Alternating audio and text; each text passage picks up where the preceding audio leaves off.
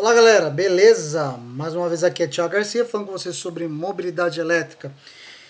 E eu acho que vocês notaram que a minha cara não é das melhores. Não porque eu sou mais feio ou mais bonito do que nos vídeos anteriores, mas não estou nada feliz, não estou nada contente com o que aconteceu no dia de ontem, para ser mais exato, no dia 10 de dezembro de 2024. É uma coisa que a gente já esperava, mas tentava remediar de alguma forma, tá? Então, vou dizer para você que é mais um vídeo da série Mentiram para você sobre o carro elétrico, sobre a mobilidade elétrica. Diria que mentiram para você sobre o projeto de lei sobre o carro elétrico, tá? O que aconteceu exatamente? Ontem, no dia 10 de dezembro de 2024, foi aprovado na Assembleia Legislativa do Estado de São Paulo PL 1510 de 2023, enviado pelo governador Tarcísio. Mas antes disso, vamos entender como que a gente chegou nesse PL 1510 de 2023, tá bom? Vamos lá. O deputado Donato do PT apresentou o PL 710 também de 2023, que era para o benefício da cota parte estadual, que é no mesmo modelo do que é a lei municipal, onde você paga e restitui aquela cota à parte. Só que ao invés de ser para a cidade, seria para o estado, ou seja, os 40% do estado de São Paulo. Eu fui contra, eu fiz inclusive um vídeo falando, vou deixar aqui no card para vocês, o vídeo que eu fui contra o PL 710, mas por conta da burocracia. Eu não acreditava que era uma lei adequada, comparado com, inclusive, com outras leis que existem em demais estados, como no Distrito Federal, que havia no Paraná, que tem em alguns estados do Nordeste. Então existem alternativas melhores que o PL 710 de 2023, que foi apresentado e aprovado na Câmara, na Assembleia Legislativa do Estado de São Paulo, tá? O que aconteceu? O PL foi vetado na íntegra pelo governador Tarcísio com a promessa de apresentar uma proposta melhor. E foi aí que surgiu o PL 1510 de 2023. Eu até colocaria imagens, colocaria vídeos, colocaria o texto. Então, quando você joga no Bing, no Google, qualquer buscador sobre a justificativa, a explicação do VET 710 e a apresentação do PL 1510 de 2023, você não acha nada. Você não acha matéria, você não acha informação na Assembleia Legislativa, você não acha no Diário Oficial, não sei nem qual dia exato foi, mas eu me lembro, eu tenho uma recordação sobre o fato que ele disse exatamente isso. Nós vamos apresentar um projeto de lei melhor. Inclusive, durante a campanha eleitoral dele, coisa que eu também não acho mais, dificilmente se acha ele falando, que ele tinha proposta para a mobilidade elétrica para o estado de São Paulo. E eu falo, eu votei nele. E eu votei nele também por conta disso. Foi um dos fatores que eu votei nele. Então eu posso reclamar dele, eu também sou um eleitor do Tarcísio. Mas a questão é, não está cumprindo o que ele falou em relação à mobilidade elétrica, tá? Então assim, vamos falar agora do PL 1510, como foi apresentado para a Assembleia Legislativa, tá? Eu vou pegar o trecho exatamente que justifica o PL 1510, já que todo projeto de lei tem que ter uma justificativa.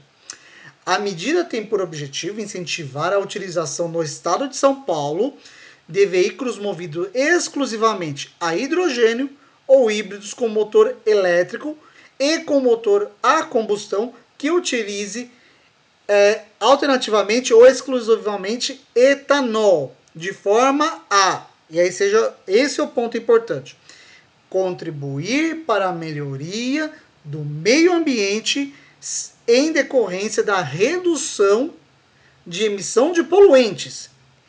Esse é o ponto. Melhoria do meio ambiente em decorrência da redução da emissão de poluentes, tá? Bem como estimular os investimentos na produção de veículos movidos a energia limpa e renovável, tá? Então veja, melhoria do meio ambiente e desenvolvimento de veículos movidos a energia limpa e renovável. Quer coisa mais limpa e renovável que a matriz energética, a matriz elétrica do Brasil, que inclusive o agro faz parte com a biomassa? Então eu fico me perguntando, por que cargas d'água o elétrico não está na história? Porque ele não faz parte do ciclo do etanol, tá? Então vamos lá, vamos continuar aqui um pouquinho mais. Vamos ver se isso faz sentido, né? Excluir exatamente da conta os veículos zero emissão, que são os veículos puramente elétricos. Ele simplesmente é incoerente o projeto de lei. Se você visa a redução das emissões, por que não está na relação o veículo que não emite, tá? Que visto é o substitutivo, inclusive, do PL 710. Ele não trouxe uma coisa nova, ele não trouxe um projeto para incentivo ao etanol na sua essência. Ele disse que seria um substitutivo ao PL 710 melhorado, ou seja, o conceito original era a mobilidade elétrica e ele pegou essa mobilidade elétrica e ó, jogou na lata do lixo. Foi isso. Ó, mobilidade elétrica, tchau, vaza. Eu quero é etanol, eu quero cana, tá? Então vamos continuar aqui. Eu escrevi muita coisa para não me perder. Quer dizer que então o melhor substitutivo para o PL 710 é exatamente anular o elétrico? Essa é a melhor solução para o estado de São Paulo? Anular o que é zero emissão para aquele que tem que ser compensado? É isso? Então veja, a única condição que o PL 1510/2023 traz é que o veículo use um combustível no caso de escolha do governador, que é o etanol, o hidrogênio, o gás natural, o biometano. E pensa, o veículo híbrido só entrou na lista porque ele pode usar um combustível. E não é necessariamente qualquer híbrido. É somente o híbrido que usa etanol, tá? E não é exclusivamente que possa usar o etanol, ou seja, flex. Então, vamos evoluir, vamos falar mais aqui. Fica mais incoerente ainda, porque o PL não determina que o uso seja exclusivo dessa fonte de energia. O uso pode ser parcial, tá? Isso significa que não necessariamente você comprar um veículo flex que você vai usar o etanol, tá? Tem esse ponto. Você pode comprar um veículo flex, um veículo híbrido e não utilizar nem o motor elétrico e nem o etanol. Você pode continuar usando a gasolina. Olha que legal, né? Então faz isso. Compra um veículo flex, compra um veículo híbrido e continua utilizando a gasolina. Resolveu todos os problemas, né? Vamos lá. E aí, eu vou trazer umas matérias para vocês, ok? Tem uma publicação aqui de 2018 do próprio governo estadual, ou seja, tá lá no site do governo estadual, tá? Que fala o seguinte: São Paulo tem 49% da frota de veículos a gasolina e 35% são flex, tá? Então usa gasolina, sendo que desses 49%, uma parte é flex, tá? Cerca de 29,1 milhões de veículos registrados no território paulista, segundo o Departamento Estadual de Trânsito, ou seja, o Detran São Paulo. O estado possui a maior frota do país, tá? Desses total, 49%, ou seja, 14,1 milhão, são veículos movidos apenas a gasolina, isso em 2018. Aponta o levantamento do Detran. Já os veículos flex, ou seja, gasolina e etanol, compõem 35%, tá? Que é por volta de 10,3 milhões. Enquanto os movidos apenas a etanol são de 7%, ou seja, 2 milhões em 2018. Os veículos com motor a diesel representam apenas 6%, 1,8 milhão, e o restante da frota se divide entre outros tipos de combustíveis, como GNV, gás metano e os elétricos. Tá? Então, em 2018, nós já tínhamos uma frota flex de mais de 35%. Tá? A tendência é que de 2018 para cá aumentou muito. Então, a tendência é que já tenha passado esses 35%, ó, há muito tempo e só crescido. Então, a gente já tem uma frota flex muito grande no estado de São Paulo, tá? Aí eu vou ler para vocês uma matéria do Sindipeças de 2022. Isso aqui é muito importante.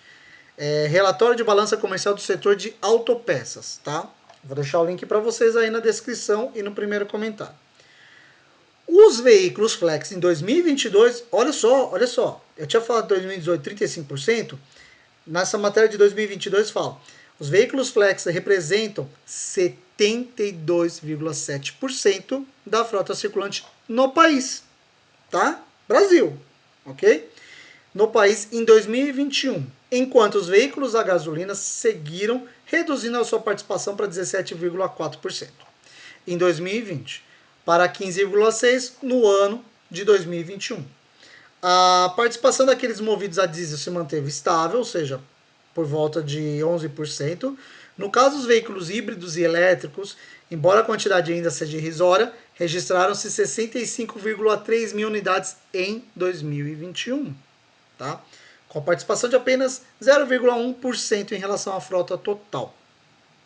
Os lançamentos e importações realizados a cada ano, a programação para ampliar a produção no país e a decisão de vários montadores de interromper a produção de veículos a combustão até 2035 vão elevar progressivamente a presença desses veículos no Brasil, falando dos híbridos e elétricos. Tá? Aí a questão é a seguinte, vamos lá. Se no Brasil já temos 72,7%, isso em 2021, na verdade, né, de veículos flex, o que mudaria com isso? Qual a diferença? Qual a fatia que eles querem pegar se 72,7% da frota nacional já é flex, já utiliza etanol? Tá? Qual é a garantia que as pessoas realmente mudarão o seu hábito para o uso do etanol se o carro é flex? Ou seja, você compra um carro flex e continua na gasolina, tá? Esse é o ponto.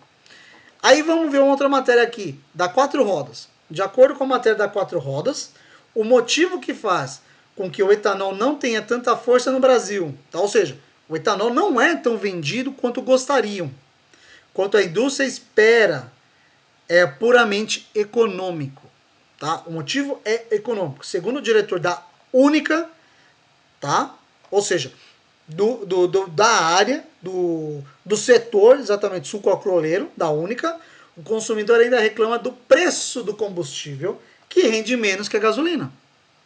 Então fala-se tanto da questão da autonomia do elétrico, que é baixa, só que a autonomia do etanol também é menor.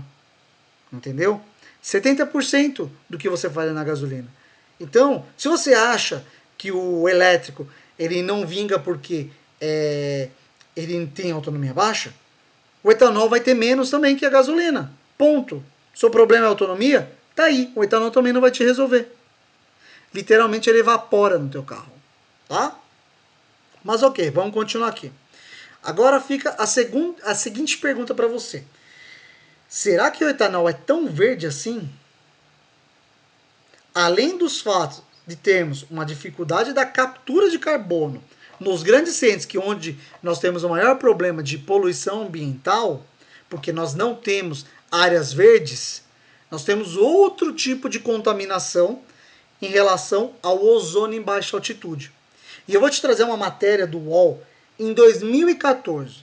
Eu já conheço esse fato desde 2008, porque uma colega minha é pesquisadora da USP e ela trabalhou nessa pesquisa em 2008. Mas essa matéria é de 2014. Então veja, mais de 10 anos isso já é um fato conhecido e o governo não está preocupado com isso. Ele só está preocupado com o CO2, com as emissões de carbono. Mas veja o problema que nós temos aqui. Tem uma parte que ele fala da justificativa do etanol, tudo eu vou parte para o outro lado da moeda. Apesar de todas as vantagens apresentadas por essa potencial fonte de energia alternativa, alguns cientistas não se deram por satisfeitos e começaram a investigar os efeitos da utilização do biocombustível. Infelizmente, os resultados dessa pesquisa mostram que as emissões do biocombustível, em particular o etanol, podem causar prejuízos ainda maiores que os causados pela emissão da gasolina. Um desses estudos examina os danos causados pelo uso do etanol para a saúde humana. O Dr. Mark Z. Jacobson, da Unidade Stanford, conduziu um estudo com técnicas de modelagem matemática para simular a qualidade do ar no ano de 2020. Essa matéria é de 2014, tá? Supondo que os veículos movidos a etanol serão largamente utilizados nos Estados Unidos, tá?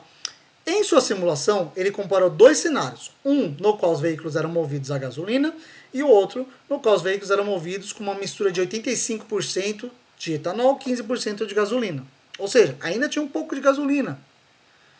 Os resultados das simulações mostraram que os veículos movidos a etanol reduzem os níveis de dois cancerígenos, o benzeno e o butadieno, mas aumentam os níveis de outros cancerígenos, como o formaldeído e o acetaldeído. Como resultado, o número de casos de câncer ocasionados pelas emissões de veículos movidos a etanol seria mais ou menos similar ao número de casos de câncer provocados pelas emissões dos veículos movidos a gasolina. Aí ele vem falar também de um outro ponto, que é o aumento do ozônio. O estudo do Dr. Jacobson também mostraram, os estudos, né, mostraram que algumas partes dos Estados Unidos, os veículos movidos a etanol, provocariam um aumento significativo de ozônio. Lembra que eu falei de uma colega minha, em 2008, que fez um estudo pela CETESB? Exatamente é isso que ela está apontando. Já foi identificado isso na região da Vila Nova Conceição, em torno do Parque do Ibirapuera. O Parque do Ibirapuera, Vila Nova Conceição, tem a maior concentração de ozônio em baixa altitude na cidade de São Paulo, tá? Então ele fez esse estudo nos Estados Unidos e também foi comprovado aqui no Brasil em 2008. Só um detalhe, tá? Então vamos lá. A inalação do ozônio causa diminuição da capacidade pulmonar e inflamação dos tecidos pulmonares. Piora a asma e prejudica o sistema imunológico. Nas simulações do Dr. Jacobson, os veículos movidos a etanol causaram 4% a mais de mortes relacionadas ao ozônio do que os veículos movidos a gasolina. Esses resultados são assustadores, já que mais de 2,5 milhões de veículos circulam pelo Brasil movidos a etanol. Em 2014, tá? Lembra quanto que eu falei que estava aparecendo em 2021, naquele estudo da Única? Ok? Mais de 10 milhões. Fomos de 2,5 para 10 milhões aqui. Essa é a preocupação.